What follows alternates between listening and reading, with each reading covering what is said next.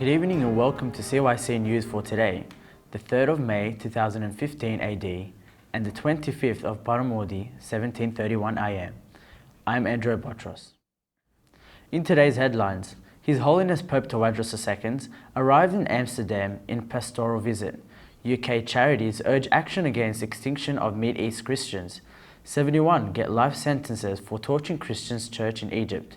Australia recalls ambassador after Indonesia persecutes prisoners, and Apple and IBM are making iPads special for seniors.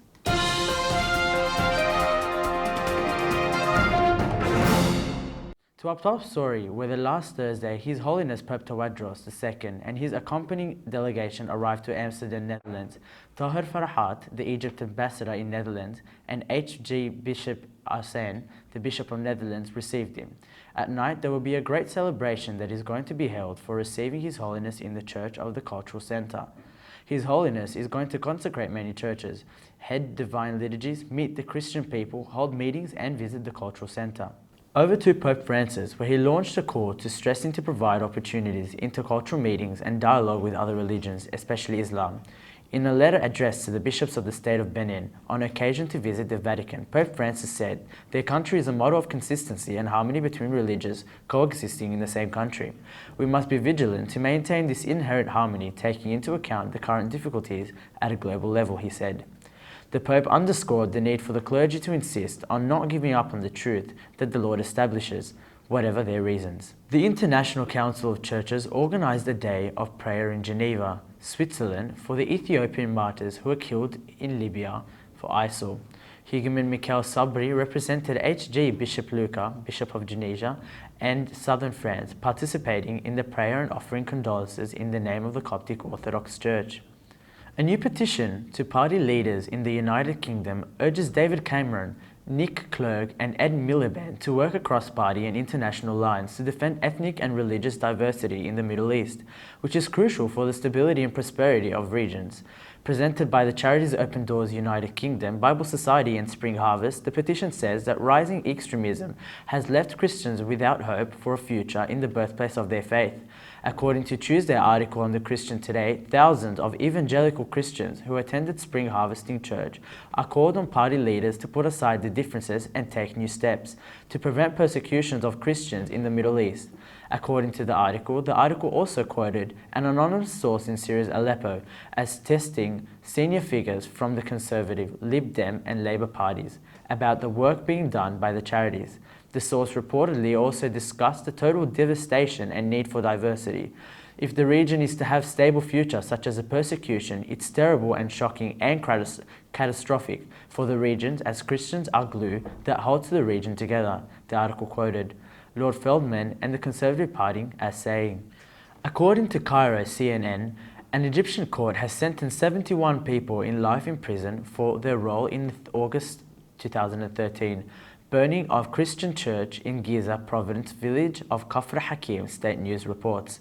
The Virgin Mary Church was tortured and looted by a mob, some of whom chanted against Coptic Christians and called for Egypt to become an Islamic state, one of at least 42 churches and many more businesses and homes targeted that August.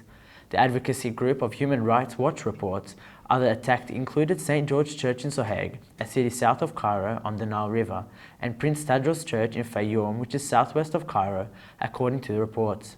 In addition to these getting life sentences, 2 minors were sentenced to 10 years in prison and fined 10,000 Egyptian pounds, which is approximately 1,300 Australian dollars, according to EG News. Most of those sentenced, 52 of the 73 defendants, were trialed in absentia and 21 already in prison, according to EG News. Some blamed the church and others attacked supporters of the Muslim Brotherhood, the Islamist movements that backed Muhammad Morsi. There is a struggle for power between Muslim sects and Christians are not part of this conflict, said Chaldean Patriarch of Babylon, Louis Raphael Sarko. He added that Christian minorities, unfortunately, became a scapegoat of this conflict and are paying the price.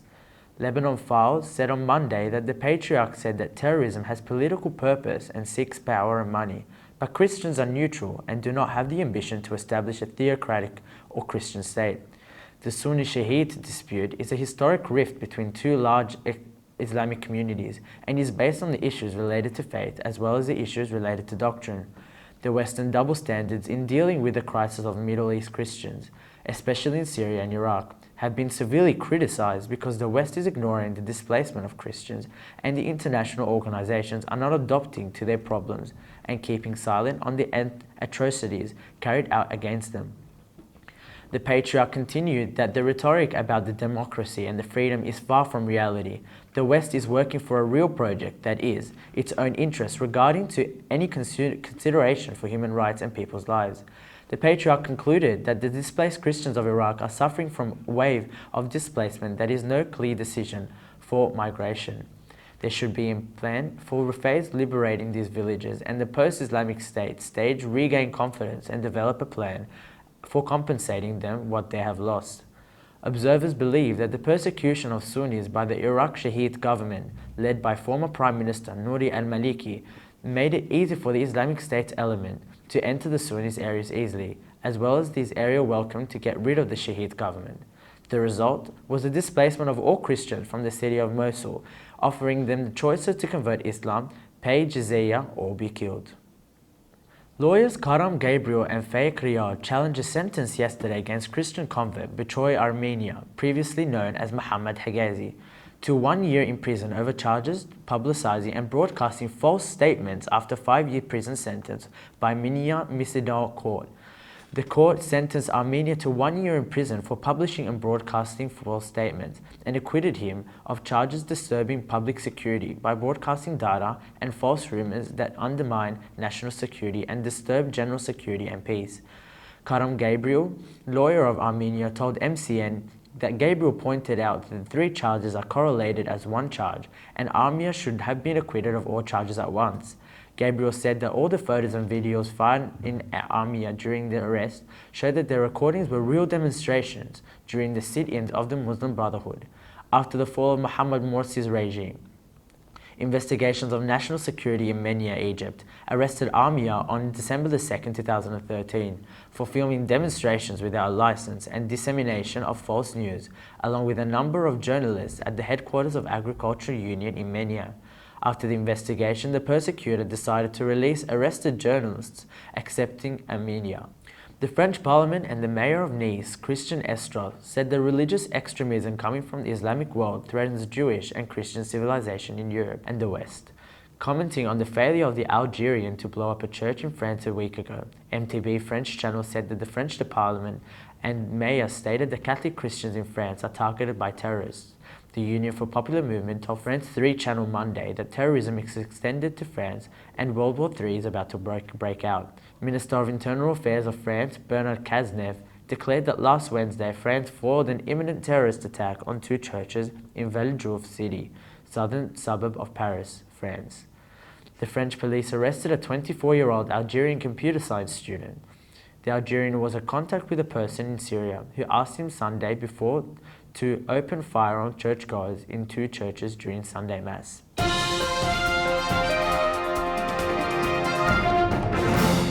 According to The Independent, Boko Haram has charged its name in Islamic State in West Africa. According to the Linga agency, Boko Haram, whose name translates to Western education is forbidden, derives its legitimacy from Quran and Islamic traditions. Boko Haram is based on northern Nigeria and its leader in Abu Bakr, Chicago, who swore allegiance to ISIS a few weeks ago. Since February 2015, Nigeria has been fighting the terrorist group in cooperation with neighboring countries, including Chad and Niger, that fear of extension of organizing to their lands. The Islamic organization targeted churches and killed Christians and thousands of Muslims. In Kano, Nigeria, CNN, hundreds of decomposed corpses were discovered buried in a shallow graves in the streets of northeastern Nigerian town of Damasak this past weekend. According to local officials and a resident, the town has been recently freed from Boko Haram terror group in joint Nigerian Chaldean military operation. The provincial government committee was visiting the area as part of an effort to assess the level of destruction in towns that has been in deadly grip of Boko Haram. The victims, including men, women and children murdered by Boko Haram, were seized in the area in November. A regional military coalition involving troops from Nigeria, Niger, Chad, Cameroon has in recent months recaptured swaths of Nigerian territory seized by Boko Haram. The joint military operation is part of an ongoing collaborative effort to crushing the Islamist group that is winding and deadly attacks to Niger, Chad, and Cameroon. Over to Washington, CNN. Rick Santorum on Thursday likened how Baltimore police and hiding violence to show President Obama's response to terrorists. I think if you compare it to President Obama's national security policing of backing off and giving people room on spreading terrorism, which they've done, that weakness begets more aggressive activity, and I think that's clearly what happened here, Santorum said. The former senator from Pennsylvania is currently considering launching a second presidential bid on made comments on Fox News radio program hosted by John Gibson. He said Baltimore authorities needed to strike a better balance between facing unrest, like the riots that exploded Monday night at a demonstration, processing the death of a black man in police custody. The police can be assertive without being abusive, he said. It is important to show that strength. It's important to show that they're not going to tolerate this type of activity without getting heavy-handed, and unfortunately, they did not see that from the results of it. Santorum, as well as other Republicans who are either seeking or considering the White House, has hit Obama, his foreign policy, and it moves. For example, he criticized Obama's negotiations with Iran over nuclear weapons program, and it's called the administration's tactic against ISIS a public relations stunt. The Republican also said it was time to reassess tough drug laws, including those supported in the 1990s. Felony records are making it very difficult for folks to get jobs coming back out of prisons, and it is a serious problem, he said. This disproportionately affects minor communities. It is very, very open to the idea that we need to look at ways in which we can deal with this incarceration rate revolving around the drug crimes. CNN Australia has recalled its ambassador to Indonesia for consultations after 2 Australians were among 8 drug smugglers executed by firing squad early Wednesday. Australian Prime Minister Tony Abbott called the executions cruel and unnecessary because both men Andrew Chan and Murad Sukumaran had been fully rehabilitated during a decade in prison. Abbott didn't say that permanent actions if they would be taken against Indonesia. This is the dark moment in the relationship, but I'm sure the relationship will be restored, he said. One of the main Indonesian lawyers, Turgan Mulya Lubis, tweeted his apologies. I failed, I lost, he said. I'm sorry. Indonesian President Joko Widodo appeared to shrug off the diplomatic recall, telling reporters that our legal sovereignty must be respected. We also respect other countries' legal sovereignty. Foreign Minister Retno Marsudi said that the country had no plans to recall its own ambassador in response.